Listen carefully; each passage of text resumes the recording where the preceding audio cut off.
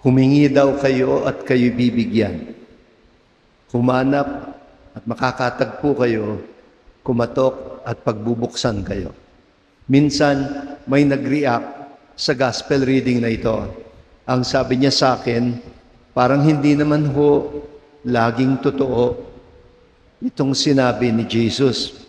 Kasi ang daming beses ko nang humingi, hindi naman ako binigyan. Humanap, pero wala naman akong natagpuan. Kumatok, pero hindi naman ako pinagbuksan.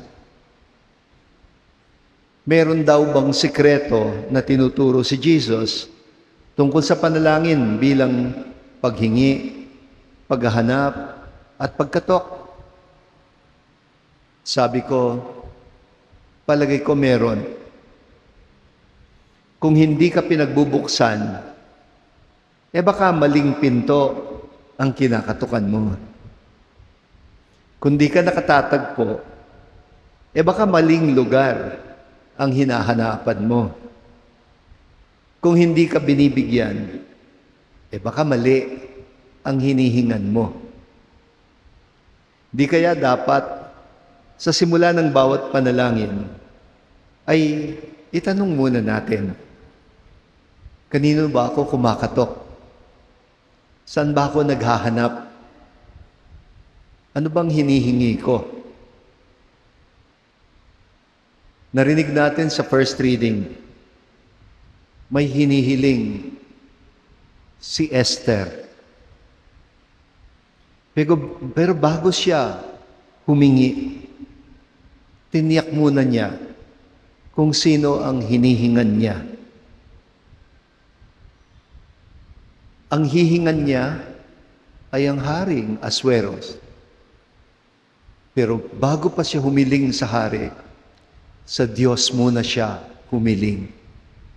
Sabi niya, Panginoon, Ikaw lang ang Diyos na dinadasalan ng aking mga ninuno.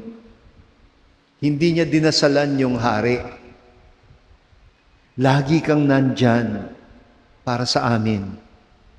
Walang hiniling ang aking mga ninuno na hindi mo pinagbigyan. Ibig sabihin, malinaw kay Esther kung sino ang kinakausap niya. Pwede nating palitan ng halimbawa ni Jesus tungkol sa Ama. Kasi ang binalik na tanong ni Jesus, sino bang Ama? Ang magbibigay sa anak niya ng bato kung tinapay ang hinihingi nito o magbibigay ng ahas kung isda ang hinihingi nito. Siguro sa modern version, pwede mong palitan yon. Sino bang ama o ina ang magbibigay ng baril?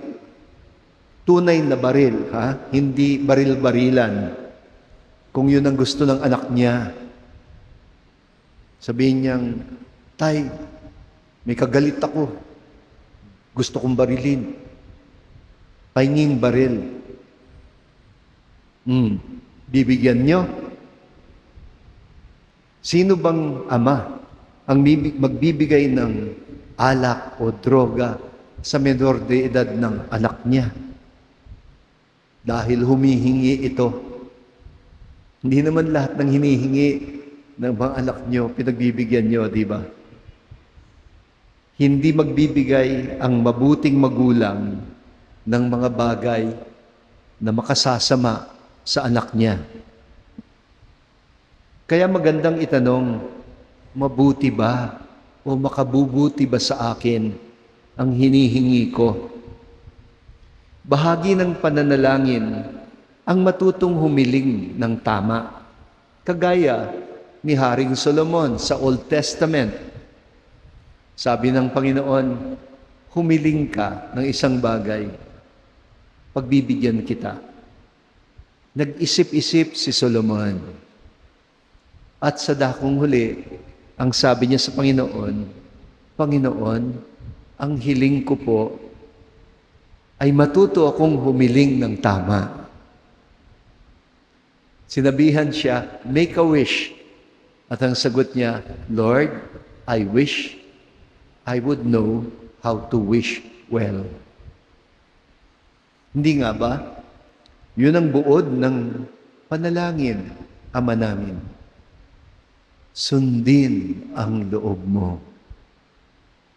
May gusto tayo, pero at the end of the day, Lord, kayo na pong bahala. Sundin ang loob mo.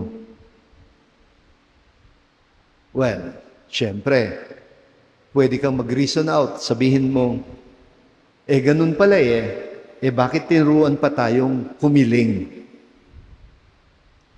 Kasi sa panalangin, tinuturuan tayong hanapin at yakapin ang kalooban ng Diyos hanggang ang kalooban ng Diyos ay maging kalooban na rin natin. Sa panalangin pala, hindi ang hinihiling ang pinakamahalaga, hindi ang ano, kundi ang sino. Ang panalangin ay relasyon. May pinapalagay na mahal tayo ng Diyos. Tinuturuan niya tayong magmahal na katulad niya. Kaya sa dulo ng Ebanghelyo, ang binigay na summary ng Panginoon, gawin niyo sa iba ang ibig niyong gawin nila sa inyo. Dahil madalas, sinasagot ng Diyos ang panalangin natin sa pamamagitan din ng kapwa.